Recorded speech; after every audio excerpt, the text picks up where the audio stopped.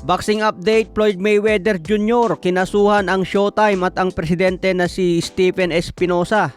Ayon sa ulat ng TMZ, nagsampa ng kaso si Mayweather sa California at inakusahan ang Showtime at Espinosa ng pagtulong sa pandaraya. Layunin ni Mayweather na mabawi ang $340 million na umano'y maling napunta sa ibang tao imbes na sa kanya. Sinabi ng abogado ni Mayweather na si Floyd ang may pinakamalaking pay-per-view sa kasaysayan. Siya ang nagdala ng daang-daang milyong dolyar na kita para sa Showtime.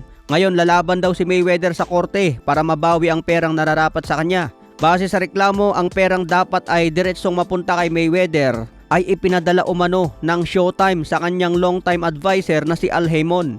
Bagamat hindi direktang pinangalanan si Haymon sa kaso, malinaw na siya ay bahagi ng alegasyon. Binanggit din sa reklamo ang mga malalaking laban ni Mayweather, yung laban niya kay Manny Pacquiao noong 2015 at laban kay Conor McGregor noong 2017, kung saan sinasabing hindi tugma ng laki ng kinita sa laban sa aktwal na perang natanggap ni Mayweather.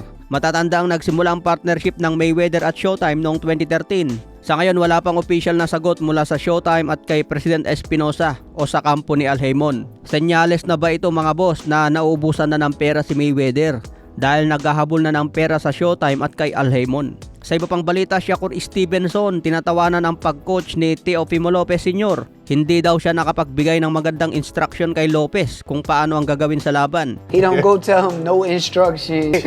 What happened to your power, bro? What happened to your power, bro? Wait, why would you tell me that? Samantala ayon sa ulat ng Ring Magazine, sinabi ni Shakur Stevenson na nakita niya pala si Teofimo Lopez na mag-isa lamang sa loob ng doctor's room matapos ang kanilang laban. Hindi raw ito nagustuhan ni Shakur Stevenson at parang nalungkot siya para kay Teofimo Lopez. Dahil dito lumabas ang balita na tila pinag-iwanan na raw si Teofimo Lopez matapos matalo. Ngunit agad itong pinabulaanan ng kampo ni Teofimo Lopez. Ayon sa kanyang manager, kalokohan ang chismis na walang kasama si Teo pagkatapos ng laban. Nasa medical tent ako kasama niya sa halos buong oras. Dagdag pa ng manager, umalis lamang siya nang humigit kumulang 10 minuto para bumalik sa locker room at tsaking ayos ang pamilya ni Teofimo Lopez. Matapos maklear ng doktor si Teofimo, sinabi ng manager na sabay-sabay silang umalis ng arena at magkasama pa silang bumalik sa hotel. Sa ngayon, magkaiba ng bersyon ang dalawang panig.